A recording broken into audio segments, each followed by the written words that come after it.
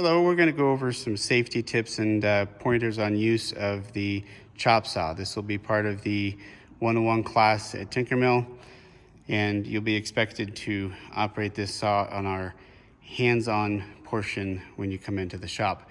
This particular saw is not the saw at TinkerMill. This is the exact same saw as we have at TinkerMill. I'm filming it here because of COVID, and I'll make an addendum to the table, which is a little bit different at TinkerMill, and the vacuum system. So we'll go over that in another segment at the end of this video. All right, so the first big thing people really struggle with in this saw is that they should find it in this configuration. It should be closed up, it should be back there at the back and straight out. This should be the way you find it. And the question is, how do you unlock it? And the way to do that is by pulling out this silver button here. Now, if you pull on this as hard as you try, you are just not going to get it off. And the one at TinkerMill has serrations on it now because people have tried to grab it with pliers and tried to move this thing. And it just will not move unless you press down on this first. So this releases that little pin so you can, and then reach in and pull that out and lift it up. So that's probably the one thing that most people forget is you have to push down a little bit, release the silver pin, and then now we're ready to go. So you see the safety comes up and down like that. That must be active. This is what protects us from the blade. If this is not working properly, then you need to not use the saw and let us know. Do the red tag process as we discussed in other videos. All right, so we'll talk about the angle first. This particular saw can also do bevels, so it can angle this, it can bevel this way, and it can angle this way. All right, so to do that, we have a thumb button here. This is the detent release, okay? And at some special angles that we have down here, it locks in. You can hear it. Try to get both things in shot, and locks into that detent. Those are some special angles. A lot of them are for crown molding. 22 and a half there is pretty important for doing trims, and 45s angles and things. 45 angle obviously is very important too. You can see what angle you're at by that little indicator right there. All right, so if it is fully locked in the detent, it's not going to move side to side. It's safe to operate in this position. However, if you need to, say, go to 10 degrees, now we're not in a locked position, so we have to push down on that lever to lock it in. So that locks it in, saw can't move. Now, if you come into the shop and it's just moving around on you and you're like, what in the world is going on? It's because someone has probably put the detent holder on, so now we can move, and there is no detents. So we can lock it in anywhere we want, but it doesn't stop at some of those magic angles we have. So we want to release that, and it will go back to normal. All right, so that's the angles. We can go up to 50 degrees on this side, and I believe 60 degrees on this side. And in all of those positions, this tool will not eat itself. It's one of those tools that if you adjust it incorrectly, it will actually munch and eat itself. So I'll show you that right now. If you come over here to like a 45, and then you're like, okay, I'm gonna change the bevel. And you come over here and you're like, oh yay, I'm cutting it along, and all of a sudden you find out that you've just cut your tool. So you can see that we're gonna cut into that backstop right there. So you have to make sure before operating the saw that you are clear of these wings and you're not going to cut into them. you notice on the TinkerMill saw that there are several cuts in this area because people have missed that. So these are adjusted with little wing nuts back there that allow you to loosen and move these in and out. And once we do that, then we will clear and we'll be fine. All right, so I'm going to talk about how to adjust the bevel. If you maybe saw there, I reached back here, and this little tri-wing here allows us to loosen it up and then move it. Now, you'll see this one, I'm coming over to 22.5, and the angle, the indicator is right here, 22.5.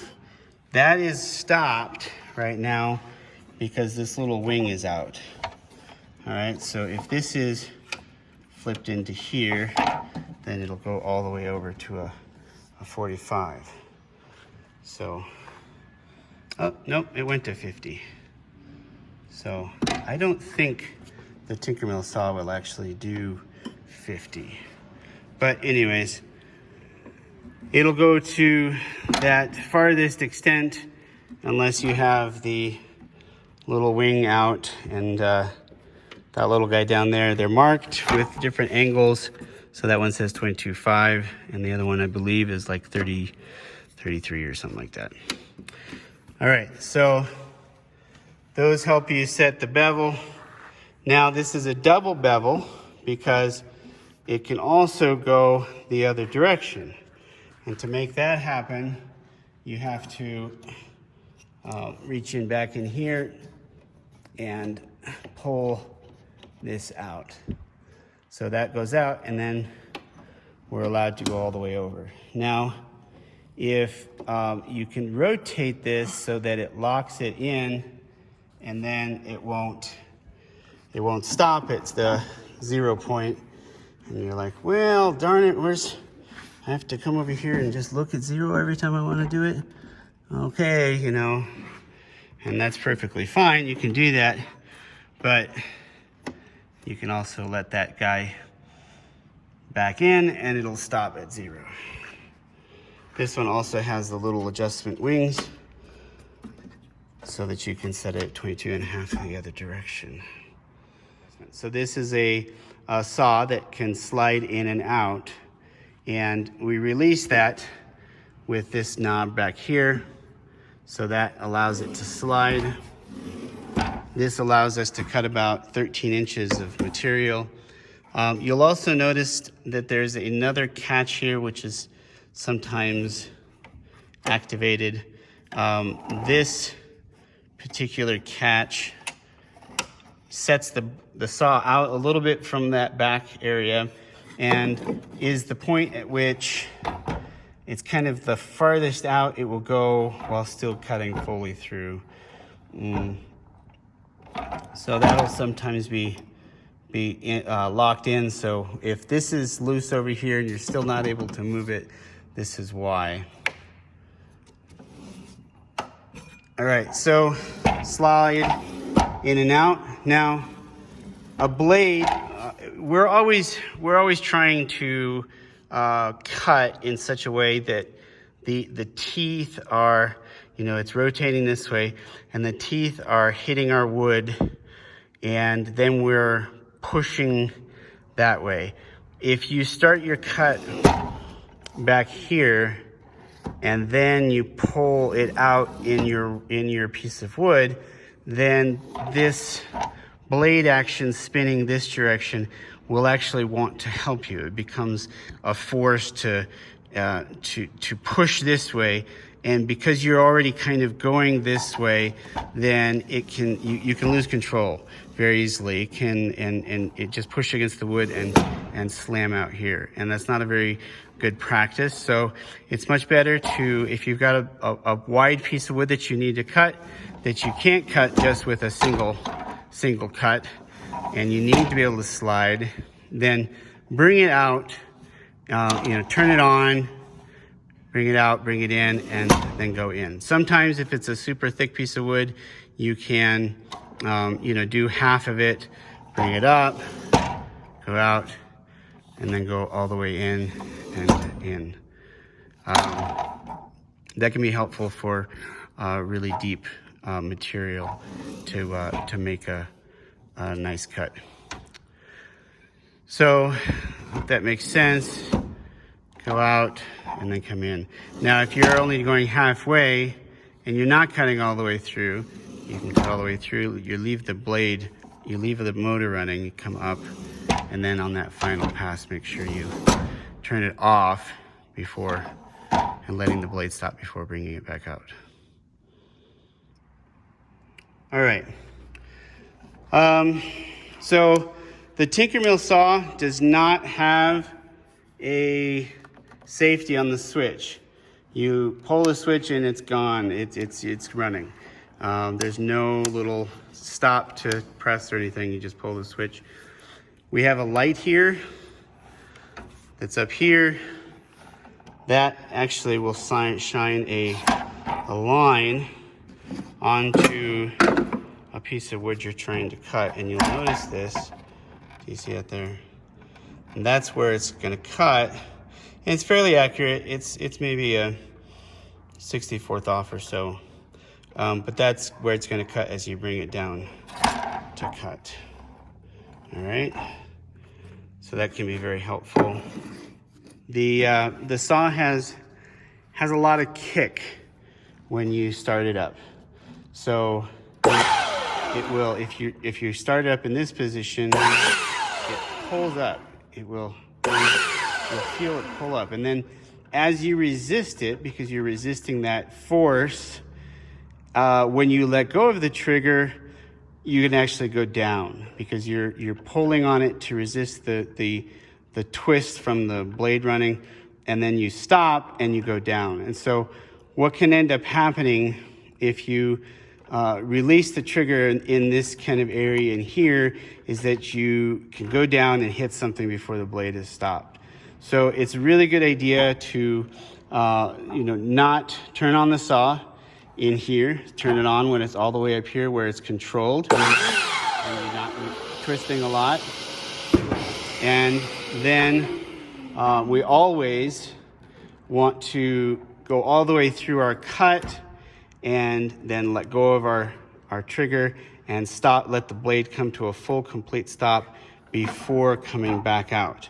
The reason for that is you're cutting off a little chunk here, and as you bring the blade back out of the cut, if that little chunk can sometimes fall into the blade, and if it's still rotating, it'll fly back out of the saw.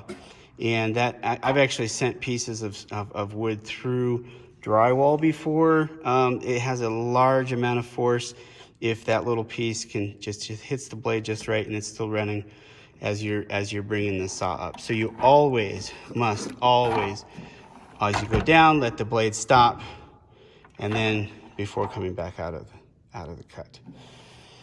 So I mentioned throwing wood. So anybody behind the saw in this area right here is in danger from this tool throwing material. So whenever you're operating this tool, you need to make sure that area is clear. Now, you'll notice that if we start cutting 45s, well, now the area is back in that direction. So it could be completely different depending on what cut you're making. And in the TinkerMill, this would be aiming pretty much at the operator of the Sawstop, the table saw. So that could be a problem, and you need to be aware as you're operating this tool who's behind it and not operate it when there's somebody in that zone. Now we'll demonstrate an actual cut.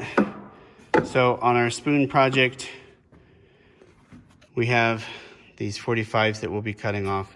So I take it over to a 45. I don't need to lock it in. I usually do anyways, just because, but you don't have to.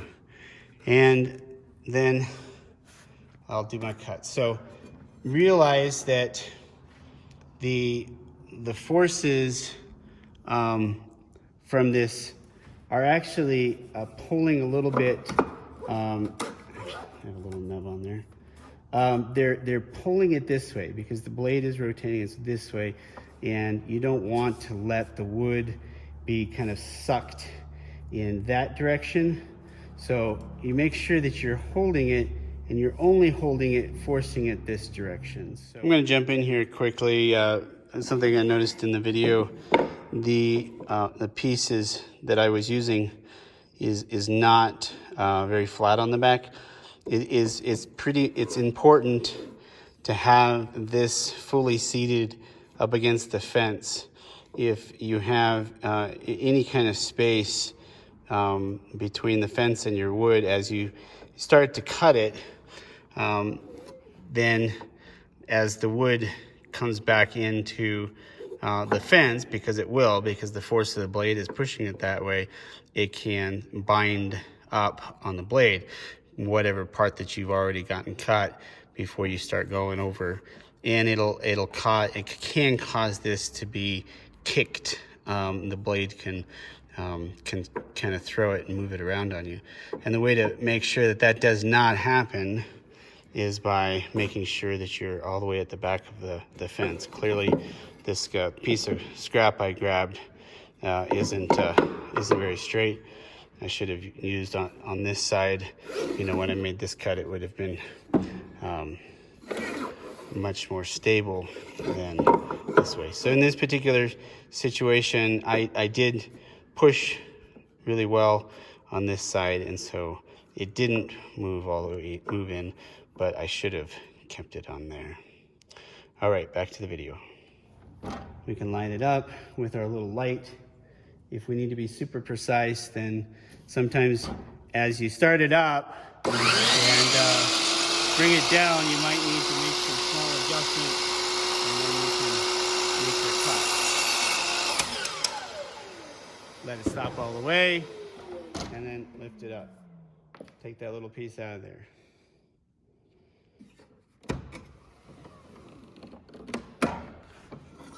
All right, so being right-handed, a lot of times that this is the way you want to run the saw, and this is a very bad idea. As you can imagine, don't ever do this.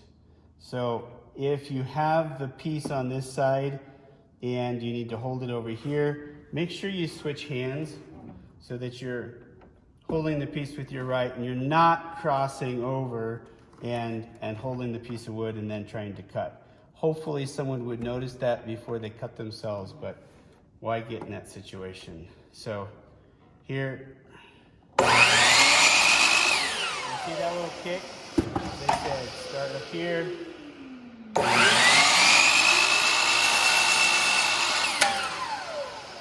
Even at the end there, as I let go of the blade, of the power switch, it drops down kind of hard because I'm not all the way at the bottom. All right. So with this, we want to bring it all the way back here, turn the light off, put it back in its position, and this will be a fully put away tool. So you get a listen for the sound of how it's operating. You heard a really clean cuts when that's a really nice blade that's on there right now. If you're cutting and it's sounding really coarse, and maybe the blade feels like as you're going through it, you're just not going through it like butter. Maybe it's a dull blade. Just be aware of how the machine is operating. This should slide freely. All of these things should move freely. If anything is not, then please report it. We're going to talk about the table that the saw is on at TinkerMill. So this is TinkerMill saw, and look at that. It does have those little things. This allows it to go past the 45. So when they're in like this, therefore it goes to 45. When it goes like that, it goes down to all the way down to 50 on the bevel. But anyways, what we're here for is to talk about the stand that this is on. So these wings fold up, and this comes out to rest upon the piece here instead of, don't go into here. That's meant as a stop, and the bolt is supposed to rest on this part right here. All right, so this comes out, both sides do the same thing. You can adjust these so that you can pull the fence out further for more support. But of course, once you do that, it will no longer fold up flat. So when you put it away, put it back and snug it back up. You have a stop attachment here that is currently on backwards. Interesting. And it should be in this direction so that you can bring it forward, and I will mess with that later. Oh, I got it. So it goes out of the way, and then it comes down, and you can set it for repeating cuts. As you see, our nice bit and saw there, this can come out. If you need more space in here for your wing, then this whole thing moves out when you adjust the table. We have a vacuum underneath. It starts automatically when you start the saw, similar to my other saw. Check this periodically. The filter is pretty clogged, though it's not very full. That filter should be thumped out in the dumpster. So the way this vacuum comes on is this little magic box back here. So our saw is plugged into here, and then when you when you pull the switch on the saw, this box notices and then turns on the vacuum. And it does it with this little switch down here. And you'll see auto, I don't know if I can, yeah, there we go, auto, off, and on. So on will turn it on full time for the vacuum. In the middle is off, and then all the way over here to this side is auto.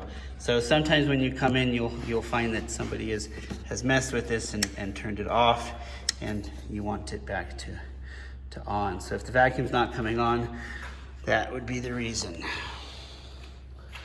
This is one of the few tools in TinkerMill in the shop that remain plugged in to this drop cable here.